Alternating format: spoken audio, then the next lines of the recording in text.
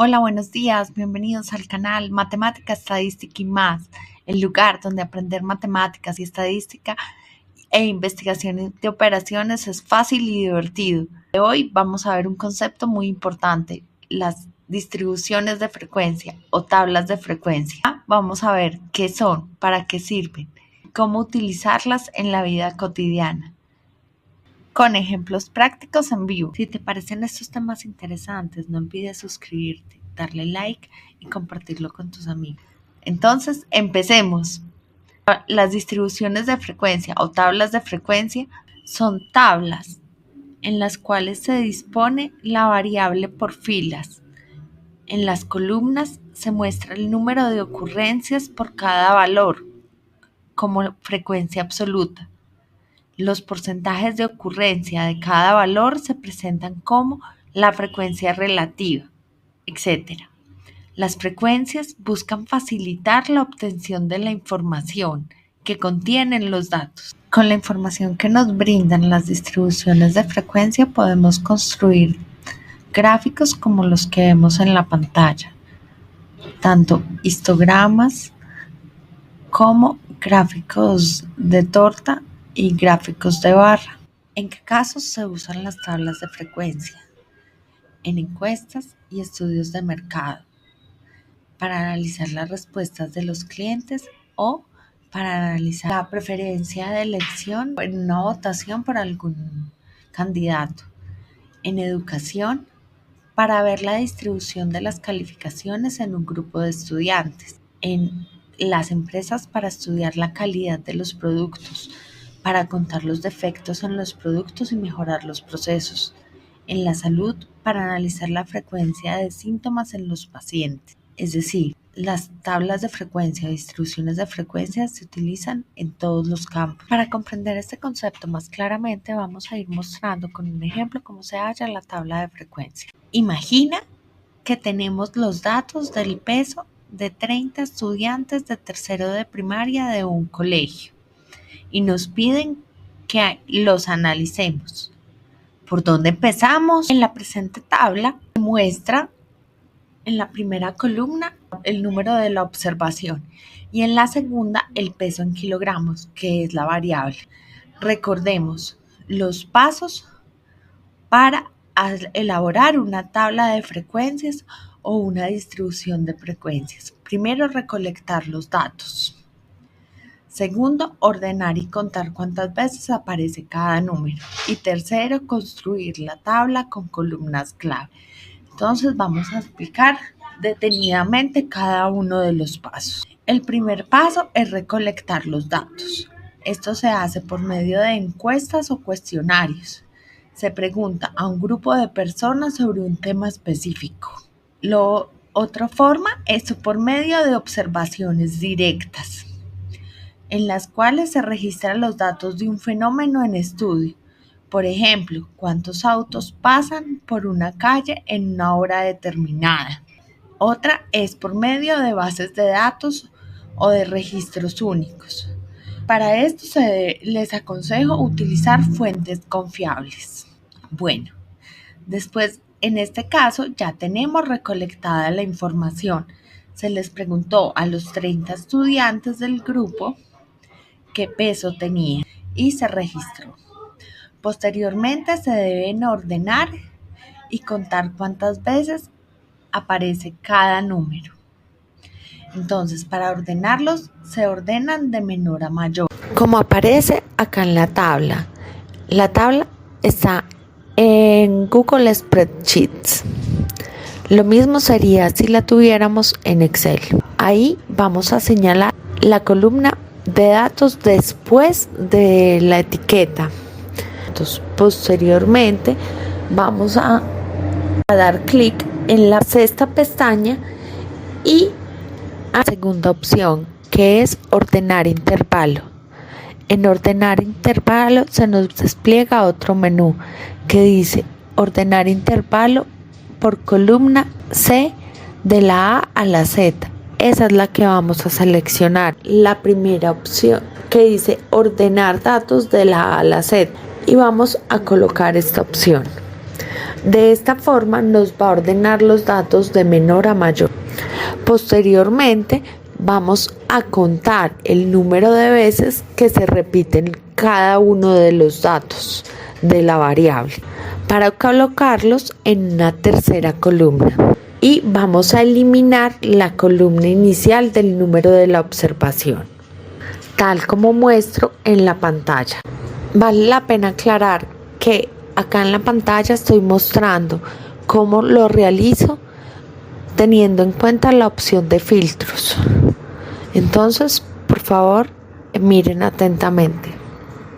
Entonces, finalmente la tabla nos queda como observamos en la pantalla. La primera columna es X, que va a ser el peso en kilogramos, y la segunda es el número de veces que aparece cada uno de los datos. Este valor es la frecuencia absoluta. Para verificar el resultado me voy a parar en la celda C28. En esta celda voy a poner igual suma, voy a coger desde el primer dato hasta el último que tengo de la frecuencia absoluta, y con esto me da que la frecuencia es que el número de datos es 30, por lo tanto el ejercicio va bien. La frecuencia absoluta fue bien calculada. El tercer paso para construir la tabla es construir la tabla con columnas clave. Entonces, la primera columna es el valor de la variable X. La segunda columna es la frecuencia absoluta, que es cuántas veces aparece cada valor. La tercera columna es la frecuencia relativa, la proporción respecto al total. Y la cuarta columna es la frecuencia acumulada, que es la suma progresiva de las frecuencias. Entonces, existe frecuencia relativa acumulada, que es la suma progresiva de la frecuencia relativa. Y la frecuencia absoluta acumulada es la suma progresiva de las frecuencias absolutas. Adicionalmente, es importante que tengamos en cuenta para qué se usan los diferentes tipos de frecuencia. La frecuencia absoluta se usa para identificar la popularidad de ciertos valores, detectar tendencias y patrones, comparar grupos o categorías. Es una base para cálculos adicionales. La frecuencia relativa se usa para entender la proporción de cada valor dentro del total, comparar distribuciones de diferentes tamaños, visualizar datos de manera más intuitiva, identificar la importancia de cada categoría. La frecuencia absoluta acumulada se usa para identificar cuántos datos están por debajo o hasta cierto valor, facilitar el análisis de percentiles y cuartiles, visualizar tendencias acumulativas, comparar proporciones de manera rápida. La frecuencia relativa acumulada se usa para determinar la porción de datos hasta cierto punto, facilitar la identificación de percentiles y cuartiles, comparar distribuciones de diferentes tamaños de forma proporcional y visualizar la distribución acumulativa de los datos. Entonces, continuemos con nuestra tabla de frecuencia. Bueno, ahora vamos a calcular la frecuencia relativa. Entonces, colocamos la etiqueta de frecuencia relativa en la tercera columna de la tabla, es FR.